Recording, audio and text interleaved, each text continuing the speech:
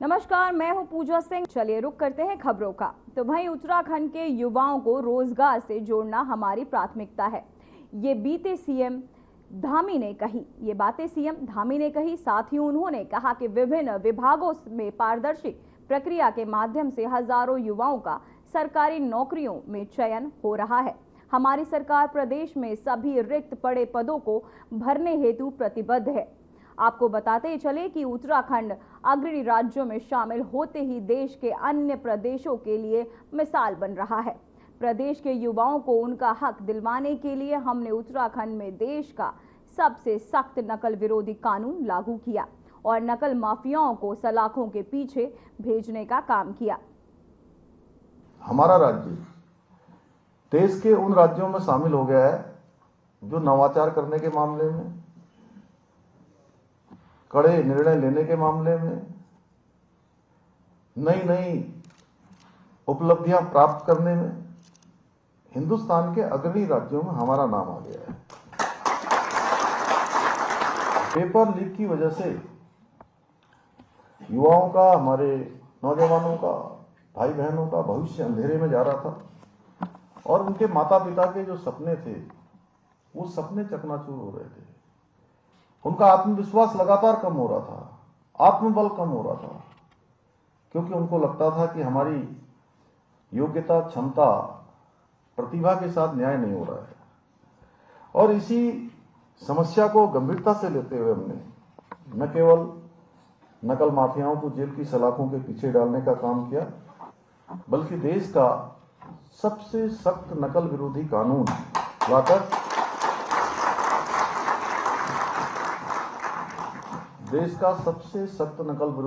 लाकर इस paper leak की समस्या को जड़ से समाप्त करने का काम किया। और नकल विरोधी कानून के माध्यम से हमने सुनिश्चित किया कि आप परीक्षा में सिर्फ प्रतिभा चलेगी, योग्यता चलेगी, क्षमता चलेगी, सिफारिश नहीं, और योग्यता जीतेगी, जुगाड़ या भ्रष्टाचार नहीं जीतेगा। पेपर लीक की वजह से युवाओं का, हमारे नौजवानों का, भाई बहनों का भविष्य अंधेरे में जा रहा था और उनके माता पिता के जो सपने थे वो सपने चकनाचूर हो रहे थे। उनका आत्मविश्वास लगातार कम हो रहा था, आत्मबल कम हो रहा था, क्योंकि उनको लगता था कि हमारी योग्यता, क्षमता, प्रतिभा के साथ न्याय नहीं हो रहा है। और इसी समस्या को गंभीरता से लेते हुए हमने न केवल नकल माफियाओं को जेल की सलाखों के पीछे डालने का काम किया, बल्कि देश का सबसे सख्त नकल विरोधी कानून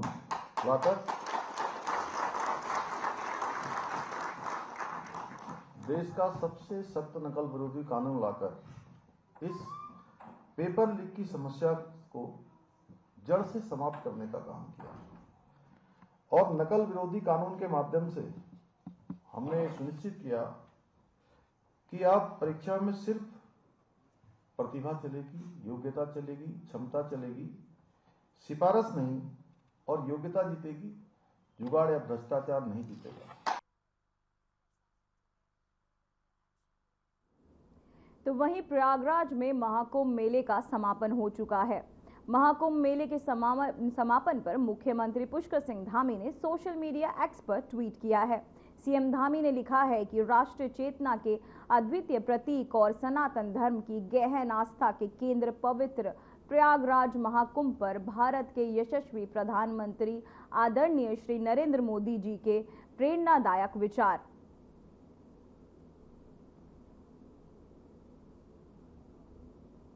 तो वहीं आपको बताते चले, सीएम धामी ने किया पोस्ट, महाकुंभ मेले का हुआ समापन। साथ ही 45 दिनों तक चला ये महाकुंभ, जिसका अब समापन हो चुका है।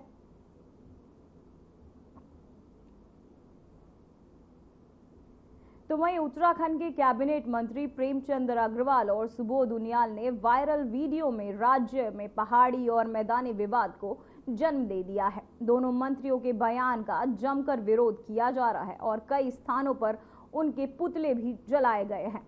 बीजेपी के प्रदेश अध्यक्ष महेंद्र भट्ट ने इस विवाद पर कांग्रेस को निशाने पर लिया और इसे कांग्रेस की गलत नीति बताया। साथ ही महेंद्र भट्ट ने कांग्रेस की चेतावनी देते हुए कहा कि कांग्रेस की इस तरह की हरकतें और ऐसा माहौल बनाना पार्टी के लिए बहुत महंगा साबित होगा। उन्होंने आगे कहा, कांग्रेस 2027 के चुनाव में भारी नुकसान उठाएगी और जनता उन्हें 19 से 0 के आंकड़े पर लाकर रखेगी। वहीं महेंद्र भट्ट ने कांग्रेस को यह भी सुझाव दिया कि अगर पार्टी इसी दिशा में चलती रही तो आगामी चुनाव में उसे इससे भी बड़ी राजनीतिक क्षति का सामना करना पड़ेगा। पहले दिन ये बात कही थी कि उत्तराखंड के स्वरूप को, उत्तराखंड के अंदर इस प्रकार वातावरण बनाने में कांग्रेस का बहुत बड़ा रोल है। अब वो प्रमाणिक हो रहा है और मैं फिर कह रहा हूं, मैं एक राजनीतिक कार्यकर्ता होने के नाते कांग्रेस के नेताओं को सुझाव दूंगा कि अपनी बहुत बड़ी क्षति होने से बचाए। इस देवभूमि के अंदर इस प्रकार का माहौल खड़ा करके सर्वाधिक नुकसान सत्य कर रहा हूं, एक कांग्रेस को होने वाला है। ठीक है, जब कोई व्यक्ति किसी विषय को बोलता है और उसमें खेद प्रकट करता है, उससे क्षमा याचना करता है, तो फिर इस विषय को तूल देने का आशय का क्या अर्थ है।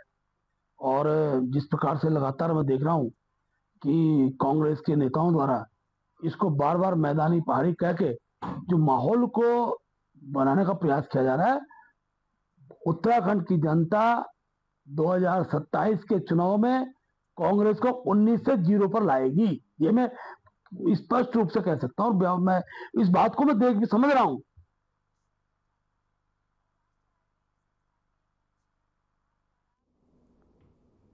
तो वहीं महाशिवरात्रि के मौके पर हरियाणा में लगभग 100 श्रद्धालु गंगा स्नान करने के लिए जानकी झूला घाट पहुंचे थे, लेकिन गंगा का जल स्तर अचानक बढ़ने से वे एक टापू पर फंस गए, जिससे उनकी जान को खतरा उत्पन्न हो गया। वहीं आपको बता दें, जानकारी के अनुसार गंगा का जल स्तर पहले से कम था, जिससे श्रद्धालु बिना किसी चिंता के गंगा के बीच बने टापू पर स्नान करने गए थे, लेकिन अचानक गंगा में पानी का स्तर तेजी से बढ़ने लगा, जिससे श्रद्धालु टापू पर फंस गए और अपनी जान बचाने के लिए शोर मचाने लगे।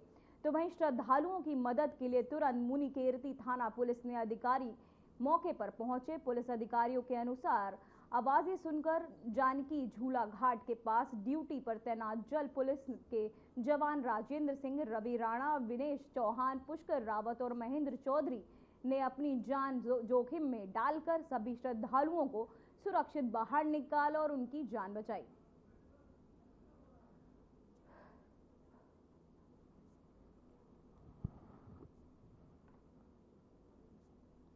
तो वहीं शराब तस्करों के खिलाफ चलाए जा रहे विशेष अभियान के तहत ऋषिकेश पुलिस ने 3 शराब तस्करों को गिरफ्तार करके सफलता हासिल की है। तस्करों से पुलिस ने 8 पेटी शराब बरामद की है। तो वहीं पुलिस ने शराब कब्जे में लेकर जब्त कर ली है और शराब तस्करों के खिलाफ मुकदमा दर्ज कर अग्रिम कार्रवाई शुरू कर दी है। तो वहीं आपको बताते चले, कोतवाली राजेंद्र सिंह खोलिया ने बताया कि पुलिस कप्तान अजय सिंह के निर्देश पर शराब की अवैध बिक्री और सप्लाई करने वालों के खिलाफ इन दोनों अभियान चलाया जा रहा था। तो वहीं एसपी देहात जया बलूनी ने बताया कि शराब की अवैध बिक्री पर रोक लगाने के निर्देश दिए गए थे। इसी कड़ी में पुलिस टीम ने अलग अलग स्थान पर छापेमारी की। साथ ही छापेमारी के दौरान पुलिस को 3 शराब तस्कर गिरफ्तार करने में सफलता मिली।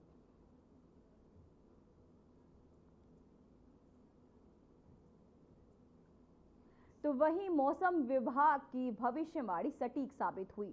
अल्मोड़ा में मौसम ने एक बार फिर करवट बदली है और झमाझम बारिश शुरू हो गई है। बता दें कि बारिश के चलते तापमान में गिरावट दर्ज की गई है। वहीं आम जनता को शुष्क मौसम से राहत मिली और इस बारिश से जंगलों में लग रही आग से भी राहत मिली। वहीं पेयजल संकट के अलावा किसानों की फसल को भी फायदा होगा।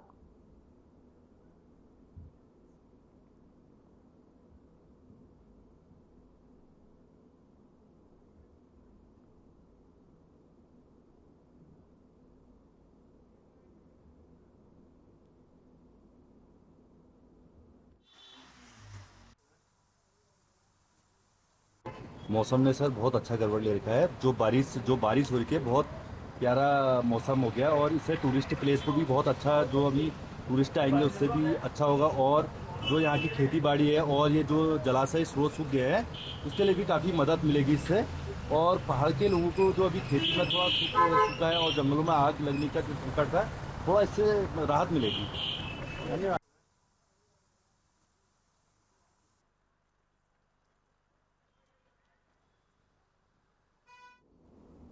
तो वहीं उत्तरकाशी में 2 दिनों से ऊंचाई क्षेत्रों में बर्फबारी और निचले इलाकों में बारिश का सिलसिला जारी है, जिससे ठिठुरन एक बार फिर बढ़ गई। मौसम विभाग के मुताबिक उत्तरकाशी में 26 फरवरी से 1 मार्च तक वेस्टर्न डिस्टर्बेंस सक्रिय रहेगा। इसके प्रभाव से तेज बारिश, बर्फबारी और ओलावृष्टि की भविष्यवाणी की थी, जो सही साबित हुई। यही वजह रही कि प्रधानमंत्री नरेंद्र मोदी का 27 फरवरी का प्रस्तावित हर्षिल मुखवा दौरा भी खराब मौसम के चलते स्थगित हो गया। वहीं पहाड़ी इलाकों में बारिश और बर्फबारी, गंगोत्री, हर्षिल मां गंगा का शीतकालीन प्रवास, मुखवा गांव धराली समेत यमुनोत्री तीर्थधाम, खरसाली, हरकीदून आदि ऊंचाई क्षेत्रों में बर्फबारी और निचले इलाकों में बारिश हो रही है। जिला अधिकारी एवं जिला आपदा प्रबंधक डॉक्टर मेहरबान सिंह भिष्ट ने निर्देशानुसार जिला आपातकालीन परिचालन केंद्र के तहत विशेष सतर्कता बरतते हुए सावधानी से उन्होंने हुए खोज बचाव कार्य एवं सड़क पैदल मार्गों से संबंधित उत्तरदायी समस्त विभागों, कर्मियों, विद्युत विभाग, जल आपूर्ति विभाग और वन विभाग, पुलिस के कर्मी सतर्क रहते हुए संसाधनों की तैनाती कर आवश्यक सेवा बाधित होने पर तत्काल सुचारू करवाने का अलर्ट निर्गत किया गया है।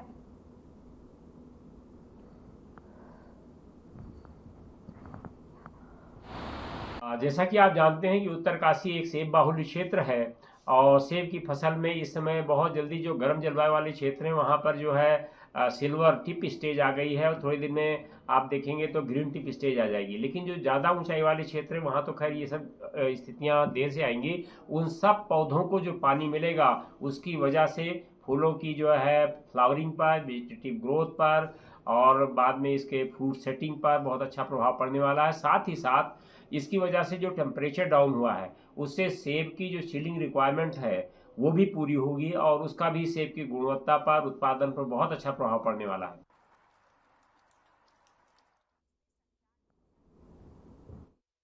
उत्तराखंड में मौसम विभाग ने एक बार फिर राज्य में भारी बारिश और बर्फबारी का अलर्ट जारी किया है। मौसम केंद्र देहरादून के निदेशक डॉक्टर विक्रम सिंह ने कहा कि उत्तराखंड में 27 और 28 तारीख के कुछ जिलों में भारी बारिश और बर्फबारी हो सकती है।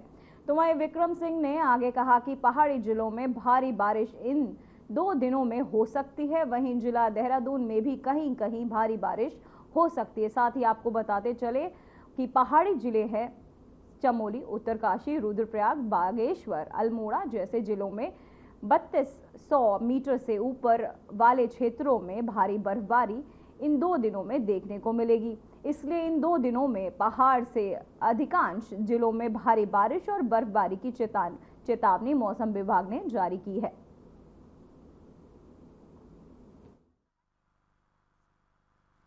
नमस्कार, मैं विक्रम सिंह, निदेशक मौसम केंद्र देहरादून से। उत्तराखंड के लिए मौसम की बात करते हैं तो आज 27 तारीख फरवरी की है और जैसे पहले बोला भी गया था, दिए थे बुलेटिन्स वगैरह दिए गए हैं कि 27 और 28 तारीख को ये 2 दिन जो है पूरे उत्तराखंड में भी अच्छी बारिश जो है मिलने की संभावना है।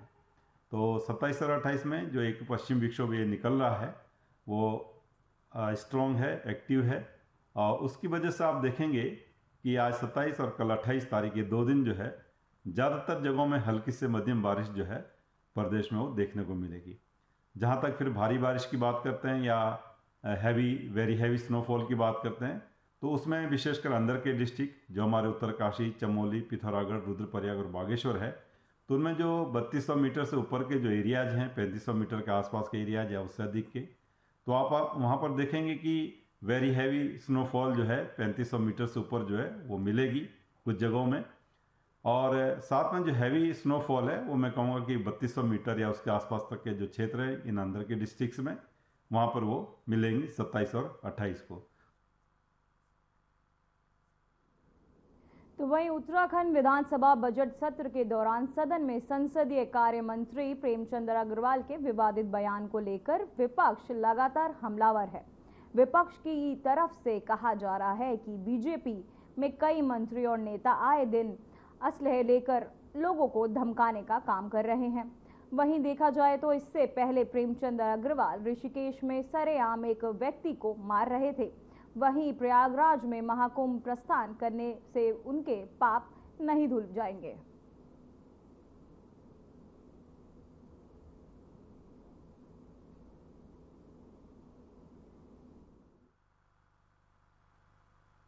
देखिए, माँ गंगा में गए हैं, प्रयागराज कुंभ में गए हैं, उससे इनके पाप धुलने वाले नहीं हैं।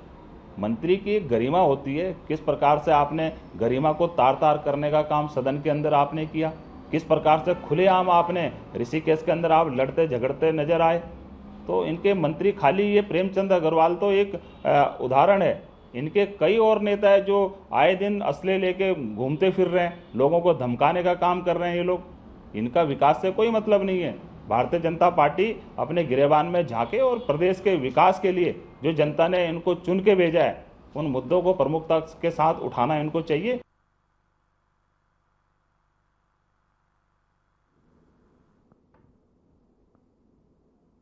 तो वहीं प्रतापनगर विधायक विक्रम सिंह नेगी ने संसदीय कार्य मंत्री प्रेमचंद अग्रवाल पर सदन में अमर्यादित भाषा का प्रयोग किए जाने पर आरोप लगाते हुए कहा उनके खिलाफ मोर्चा भी खोल दिया है। उन्होंने कहा कि प्रेमचंद अग्रवाल टिहरी जिले के प्रभारी मंत्री हैं। उनके अच्छा आचरण की वजह से वह अब उनकी जिला योजना की बैठकों का बहिष्कार करेंगे।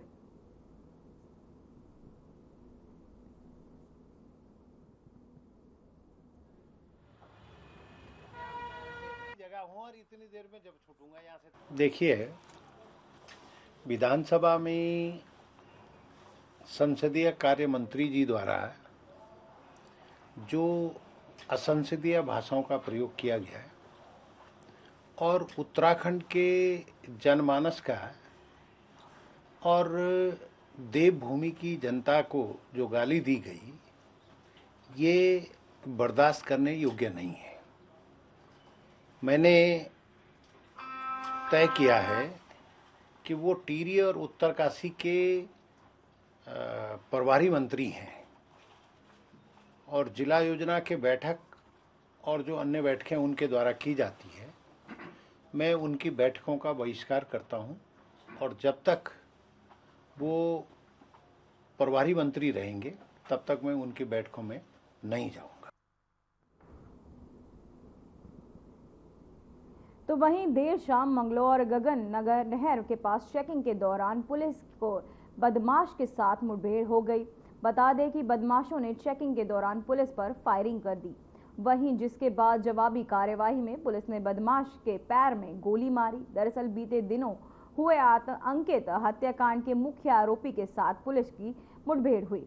ये बदमाश 10,000 का इनामी था और इसके खिलाफ कई आपराधिक मामले पहले से ही दर्ज है। वहीं आरोपी से तमंचा और जिंदा कारतूस बरामद किए गए हैं।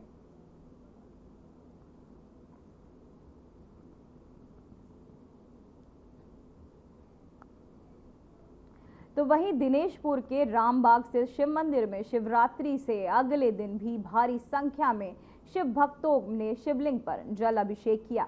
इस दौरान क्षेत्रीय विधायक अरविंद पांडे ने पूरे परिवार के संग मंदिर पहुंचकर मंदिर में पूजा अर्चना करते हुए शिवलिंग पर जल अभिषेक किया। आपको बता दें कि प्रतिवर्ष शिवरात्रि के उपलक्ष्य में रामबाग स्थित शिव मंदिर में 7 दिवसीय मेले का आयोजन भी किया जाता है। इस बार भी भव्य मेले का आयोजन किया गया है।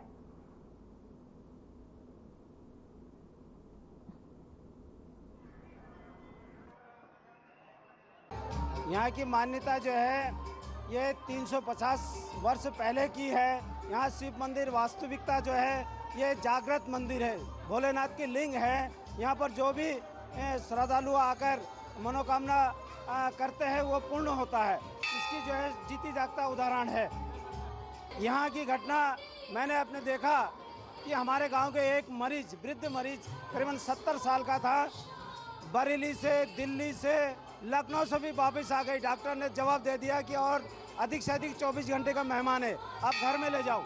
तो हम लोग वहाँ से वापस लाए और इस मंदिर में ही उनके घर वाले ने कहा हम घर नहीं ले जाएंगे, मंदिर में रखेंगे। तो 7 दिन तक हम पूजा अर्चना करते हैं। वही वृद्ध व्यक्ति कम से कम उसके बाद 5 साल तक जीवित रहे। कोई संतान पैदा नहीं थी, संतान पैदा नहीं थे। हमारे पूर्वजनी जो है हिंगलाज पहुँचे, हिंगलाज से जो है अब गया आए, गया से जो है 2 बच्चों के साथ लेकर आए, करीब 12 साल में लेकर आए वो लौट को हिमालय।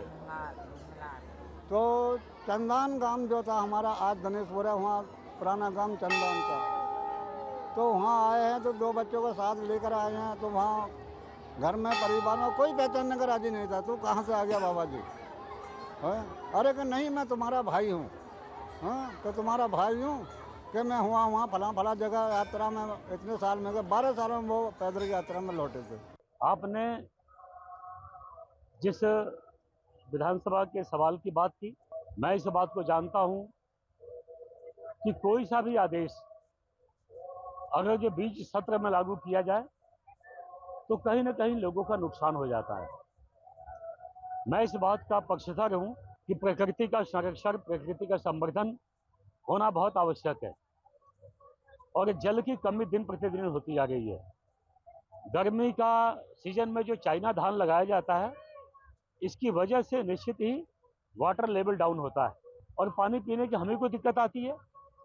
तो जो सरकार का निर्णय है कि गर्मियों के दिनों में चाइना धान नहीं लगाए जाएंगे, ये निर्णय स्वागत योग्य है। तो वहीं महाशिवरात्रि पर मंदिरों में भक्तों का जैन सैलाब उमड़ा। मंदिरों में श्रद्धालुओं ने शिव का जलाभिषेक किया। लोगों ने शिवालय में भगवान शिव को जल, दूध, दही, चंदन, बेलपत्र जैसी शिव जी की प्रिय वस्तुओं को अर्पित किया। मुनि अभय चैत्यानंद ने कहा कि सनातन धर्म का सबसे शक्तिशाली त्योहार महाशिवरात्रि ही है।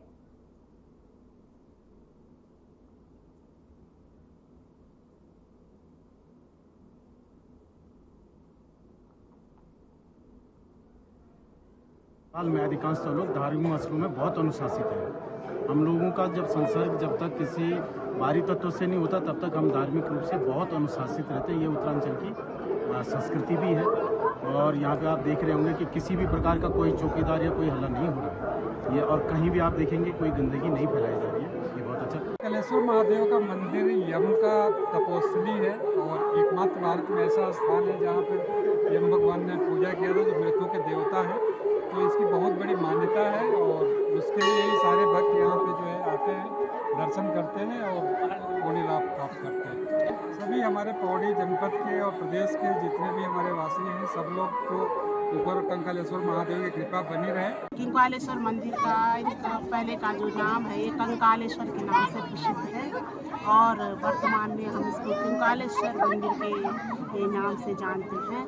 यहाँ पर शिव भगवान की पूजा के लिए जगह जगह पर जो है, एक तो बेलपत्री का आज के दिन बहुत बड़ा महत्व है कि बेलपत्री चढ़ती है, और उसमें अन्य लोगों ने जो है अपने अपने स्थानों पर नीचे से जो है बेलपत्री सजा कर रखी हुई है, बेल सजा कर रखी हुई है। ये हमारा प्राचीन सिद्धपीठ है और मुक्ति धाम कंकालेश्वर के नाम से प्रसिद्ध है। यहाँ एक पर्यटक स्थल है। ये भांग, धतूरा और राई के फूल और गन्ने का रस और चावल, ये सब चढ़ाया जाता है यहाँ शिव जी को प्रसन्न करने के लिए और भगवान भोलेनाथ को। हम बचपन में आया करते थे यहाँ पे शिवरात्रि में। शादी के बाद तो भी मैं बहुत टाइम बाद आ रही, और इस मंदिर में तो बचपन में भी नहीं आई। कंडोलिया यहाँ पे मेला लगता था तभी आते थे, बाकी भी बहुत टाइम बाद आई हूँ तो अच्छा लग रहा है। शिवरात्रि के लिए आई हूँ मैं मेले के लिए घर पे वापस। सरकार से ठीक है, मेरे को तो अच्छा ही लगा। आप देखो जहाँ पे पर्यटक बढ़ता है, स्थल बढ़ता है, वहाँ पे फिर आना जाना भी बढ़ता है, गंदगी भी बढ़ती है। यहाँ पे लोकल लोग आते हैं, उनके लिए बहुत सही है, अपना सभ्य तरीके से आते हैं, लाइन लगा के खड़े हो रहे हैं, कोई भीड़ भड़ाका करके नहीं जा रहा है जैसे और जगह जाते हैं। धक्का मुक्की जो हिडन प्लेसेस होते हैं जहाँ पे ज़्यादातर कोई जाता नहीं ना, वो जगह सच में अच्छी होती है। यही हमारी पहाड़ों की ना सुंदरता है, जहाँ पे लोगों ने नहीं देखा है लेकिन हमारे लोग देख रहे हैं। फिलहाल बुलेटिन में बस इतना ही। मुझे दीजिए इजाजत। नमस्कार।